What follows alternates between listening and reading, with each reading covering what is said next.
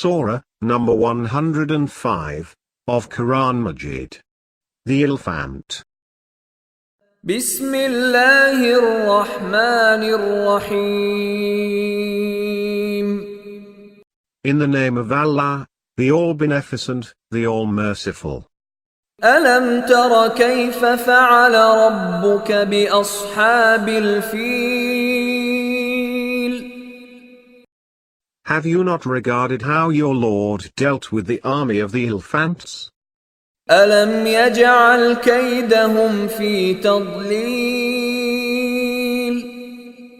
Did he not make their stratagems go awry?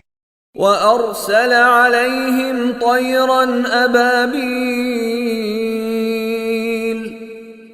And send against them flocks of birds, ترميهم بحجارة من سجيل